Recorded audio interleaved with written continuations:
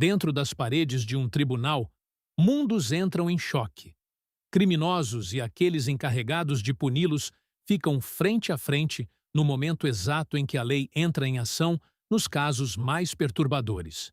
Hoje, revelaremos imagens e histórias perturbadoras de condenados atacando juízes dentro do tribunal.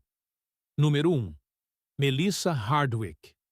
No dia 2011, Melissa Hardwick apareceu em um tribunal de Kentucky para responder a uma acusação de violência doméstica apresentada por seu ex-marido, de quem estava separada. O que parecia ser um caso simples e direto tomou um rumo completamente diferente depois que Hardwick partiu para cima da juíza Jennifer Edwards. O vídeo de vigilância de todo o incidente mostra o marido de Hardwick explicando seus motivos para pedir a ordem judicial. Só que, enquanto ele falava, Melissa o interrompia sem parar e se recusava a ficar em silêncio, mesmo depois de receber vários avisos da juíza. Isso continuou por vários minutos, enquanto Jennifer Edwards tentava restaurar a ordem na sala. Mas Hardwick estava determinada a falar por cima de todos e não tinha qualquer intenção de obedecer. Como punição por sua conduta desordeira, a juíza a declarou em desacato e determinou uma pena de 10 dias de prisão. Exatamente nesse momento, Hardwick decidiu fazer justiça com as próprias mãos. Do nada, ela se lançou por cima da bancada para atacar a juíza Edwards, antes que 3 agentes de segurança conseguissem derrubá-la. Foi uma cena dramática e totalmente inesperada.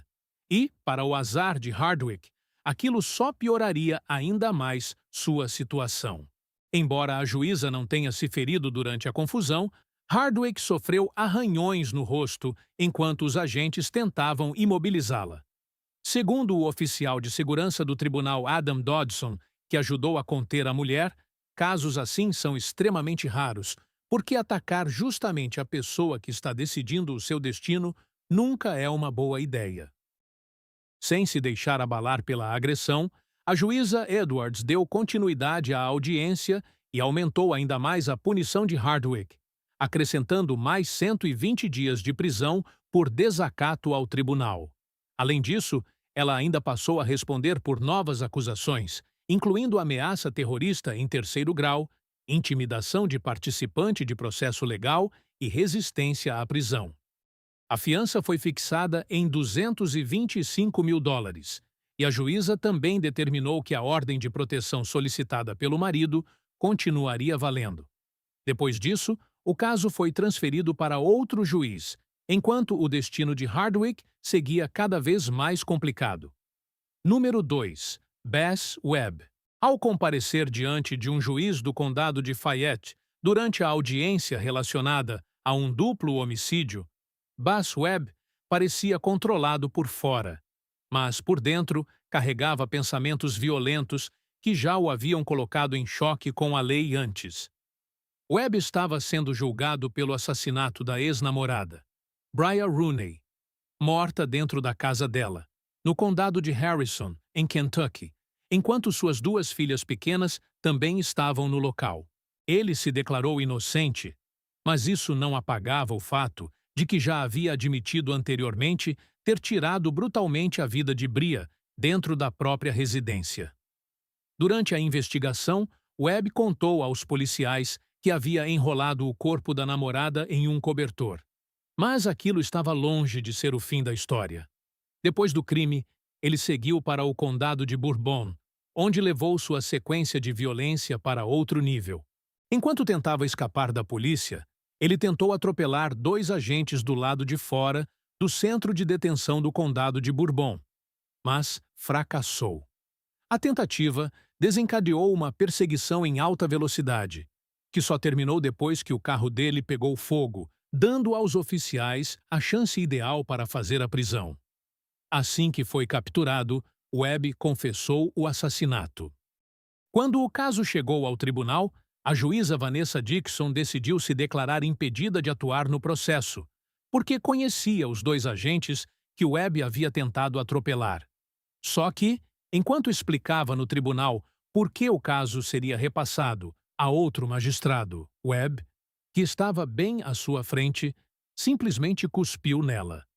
Foi uma demonstração de violência totalmente desnecessária e sem qualquer justificativa. Instantes depois, ele saiu da sala conduzido por agentes e ganhou uma nova acusação de agressão em terceiro grau por causa do cuspe na juíza.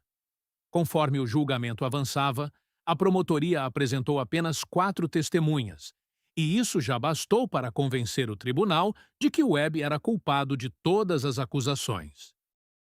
Mais tarde, ele comunicou à nova juíza responsável pelo caso, Kimberly Bunnell, que não desejava depor em sua própria defesa e que também não pretendia apresentar testemunhas a seu favor.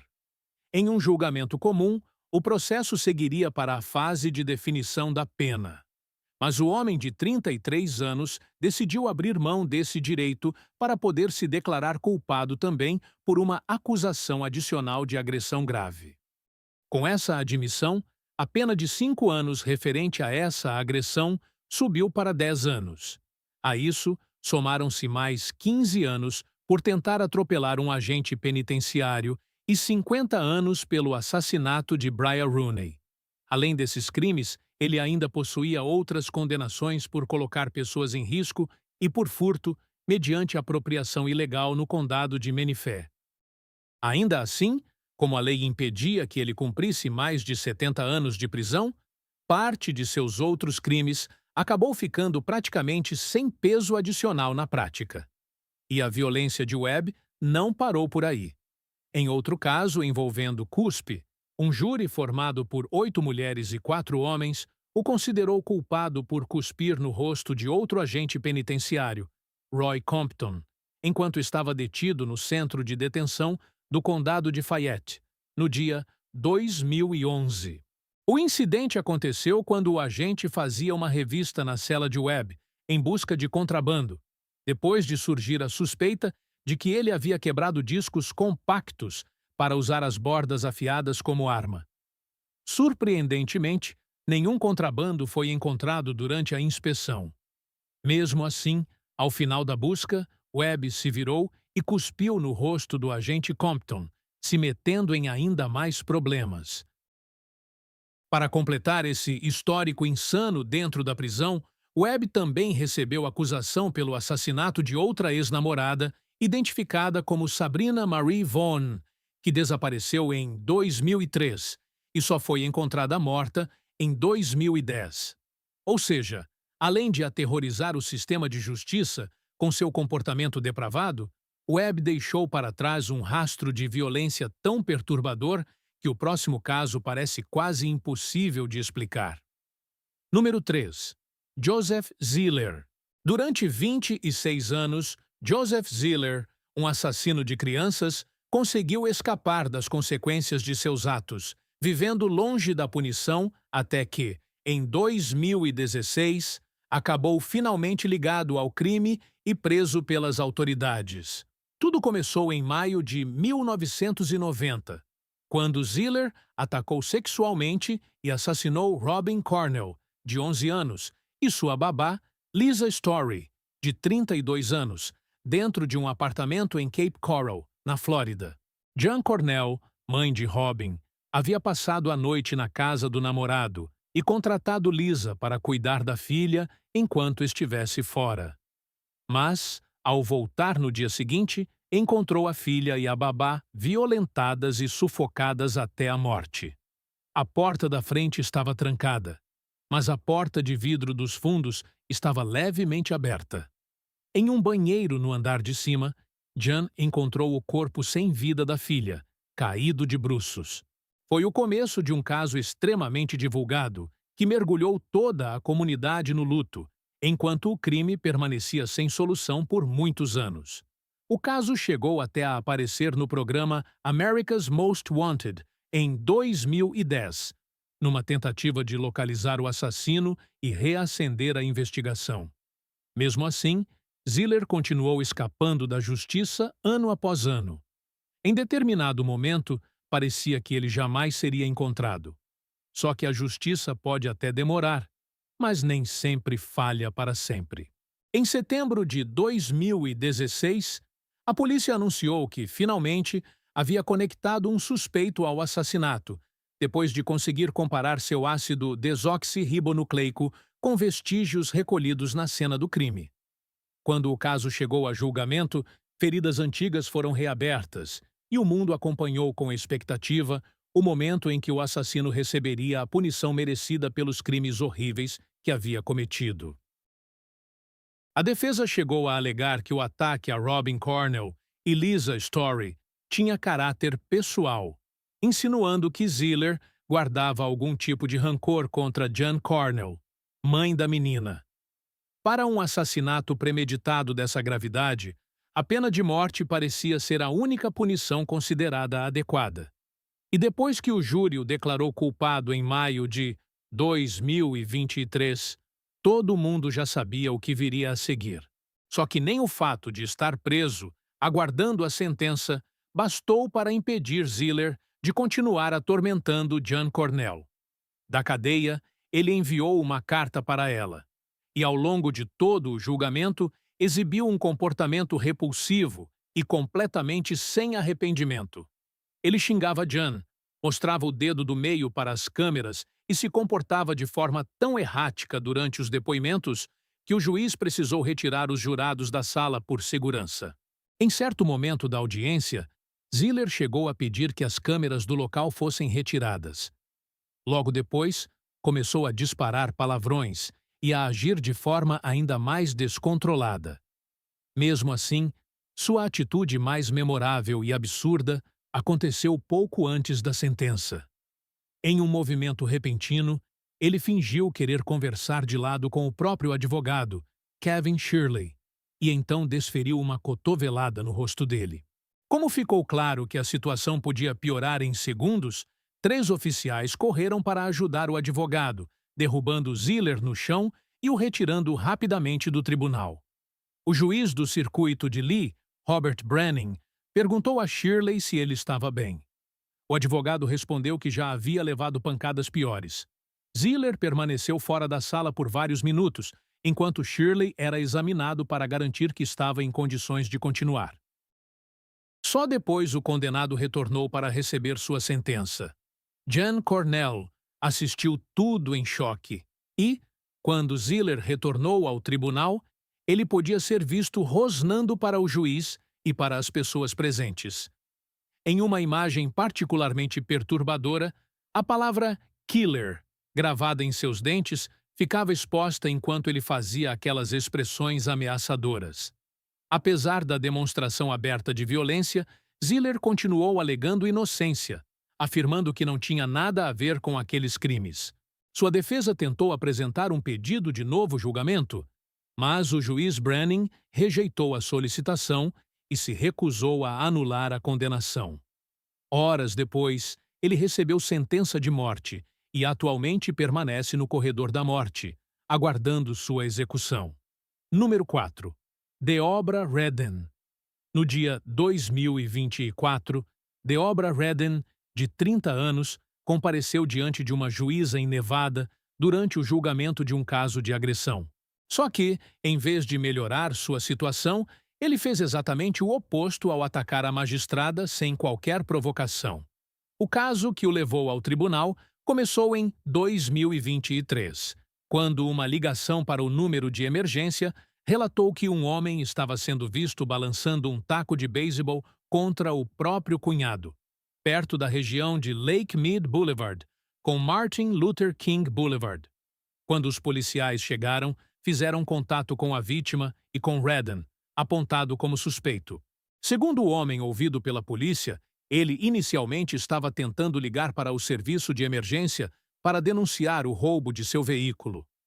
Nesse momento, Redden teria se aproximado e começado a balançar um taco de beisebol contra ele, aparentemente acreditando que a polícia estava sendo chamada por sua causa.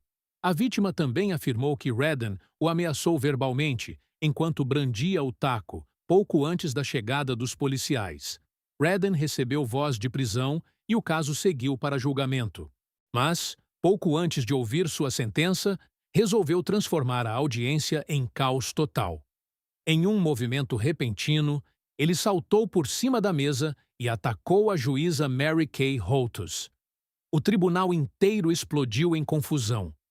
Redden atingiu a juíza com socos e arrancou parte de seu cabelo. A luta também deixou um agente judicial com um corte sério na testa, que exigiu 25 pontos, além de um ombro deslocado. Várias testemunhas que estavam na sala naquele momento relataram que Redden gritava obscenidades contra a juíza, enquanto a golpeava repetidas vezes. 2 oficiais também relataram ter ouvido Redden dizer algo na linha de que estava tendo um dia ruim e que havia tentado matar a juíza naquele dia. Mais tarde, ao falar sobre o ocorrido, a juíza o descreveu como um homem grande, forte e muito irritado. Ela contou que ele a derrubou da cadeira e a atingiu uma vez na cabeça com um objeto duro que não foi identificado com precisão naquele instante. Por causa do ataque, Redden passou a enfrentar diversas novas acusações, incluindo agressão cometida por detento, pessoa em liberdade condicional ou sob supervisão judicial, agressão contra a pessoa protegida e outras imputações adicionais. Redden, que já possuía um histórico criminal extenso, com várias prisões anteriores, acabou sendo julgado por outro magistrado no processo referente a essa nova explosão de violência. Quando retornou ao tribunal, ele apareceu usando uma máscara contra cusparadas e com muito mais contenções físicas do que da primeira vez. No caso inicial de agressão, recebeu condenação para cumprir de 19 meses a 4 anos de prisão. Em sua defesa, os advogados alegaram que ele sofria de sérios problemas de saúde mental, especialmente esquizofrenia paranoide. Ainda assim, isso pouco influenciou o sistema de justiça a seu favor. Além da pena de 30 meses relacionada à acusação inicial de agressão, Redden recebeu mais 48 meses pela investida violenta e sem provocação contra a juíza. Número 5. Sidney Nome. Quando Sidney Nome, de 27 anos, apareceu em um tribunal do condado de Pike, no ano de 2012, a acusação inicial contra ele era apenas um caso de violência doméstica. Só que, até o fim da audiência, ele já tinha conseguido adicionar várias novas acusações à própria ficha. O julgamento já havia terminado, a decisão já tinha sido dada, e Nome estava sendo escoltado para fora da sala por um oficial de justiça quando começou sua explosão violenta. Mesmo com as mãos algemadas, ele conseguiu escapar do controle do agente e começou a atirar objetos na direção do juiz, que permaneceu ali, visivelmente atônito diante da cena. Primeiro, ele pegou uma pilha de papéis e a lançou contra a bancada. Depois, agarrou um telefone e o arremessou na direção do magistrado. A confusão continuou por alguns instantes, até que o próprio juiz decidiu intervir pessoalmente. Levantando-se de trás da bancada, ele avançou contra Nome e, sozinho, conseguiu prensá-lo contra uma mesa. Nas imagens de circuito interno, dá para ver o agressor se debatendo enquanto tentava escapar. Enquanto isso acontecia, outro homem, identificado como irmão de Nome, também se levantou para ajudar a contê-lo. Junto dos agentes de segurança, eles finalmente conseguiram controlar a situação. Além da acusação original, Nome foi declarado em desacato ao tribunal e ainda recebeu várias outras acusações. Comentando o caso, o xerife do condado de Pike, James Brumfield, classificou o episódio como um incidente lamentável que jamais deveria ter acontecido, ao mesmo tempo em que garantiu que medidas de segurança seriam adotadas para evitar algo semelhante no futuro. Robert Accardo, presidente do Conselho de Supervisores do Condado de Pike, também falou sobre o ocorrido. Segundo ele, embora a capacidade do juiz de controlar a situação tenha sido impressionante, as autoridades não queriam ver episódios semelhantes se repetindo dentro do tribunal. Para tentar impedir isso, novas medidas de segurança foram implementadas, incluindo a presença de mais oficiais de justiça e agentes do xerife, cuja atuação serviria para desencorajar qualquer outro criminoso querendo se vingar de juízes. Número 6. O caso que mais chamou a atenção dos inscritos. Enquanto exploramos essas histórias inquietantes de condenados atacando juízes dentro e fora dos tribunais, o caso de Deobra Redden se destaca entre os demais. Um homem cujos crimes, a princípio, não pareciam dos mais graves, conseguiu piorar drasticamente a própria situação ao se lançar no estilo de um salto quase inacreditável sobre a bancada e atacar a juíza, deixando tanto ela quanto outros agentes no local com diferentes níveis de ferimentos. O que poderia ter motivado uma demonstração de violência tão extrema e sem justificativa? Um mergulho na mente do condenado revelou uma série de problemas de saúde mental, todos aparentemente convergindo para o ataque brutal que eternizou seu nome de forma infame. Mas será que transtornos mentais podem realmente ser usados como explicação para um comportamento assim? Ou os juízes deveriam receber ainda mais proteção, especialmente quando lidam com criminosos de alto risco como Redden? Essa é uma discussão que gera opiniões fortes e continua dividindo muita gente. Número 7. Juíza Tracy Hunter. Embora juízes frequentemente se tornem alvos de ataques não provocados dentro do tribunal, às vezes são justamente esses guardiões da justiça que acabam se tornando a origem do caos dentro do próprio fórum. Foi exatamente isso que aconteceu com a ex-juíza de Cincinnati Tracy Hunter, que precisou ser arrastada para fora do tribunal depois de receber condenação por um delito. Antes de cair em desgraça, Hunter atuava como juíza da vara da infância e juventude. Mas, em 2014, descobriram que ela repassava informações para o irmão em uma disputa de emprego, algo que marcou o fim de uma carreira antes vista como promissora. Por causa desse crime, ela recebeu uma pena de 6 meses de prisão. Só que, como não queria cumprir pena, Hunter passou os anos seguintes tentando reverter a condenação por meio de vários recursos. Infelizmente para ela, o sistema de justiça estava decidido a responsabilizá-la até o fim. No julgamento final, o juiz Patrick Dinklacker, do Tribunal de Primeira Instância do Condado de Hamilton, descreveu as várias cartas e recomendações que havia recebido pedindo que Tracy não fosse mandada para a prisão. Mesmo assim, ele deixou claro que sua decisão não mudaria. Foi então que tudo tomou um rumo estranho. Quando os oficiais tentaram levá-la sob custódia, apoiadores dela começaram a gritar em protesto. Um deles, vestindo uma camiseta com a frase Justice for Justice Tracy M. Hunter, tentou se aproximar da mesa da defesa, mas foi imediatamente contido e algemado pelos agentes.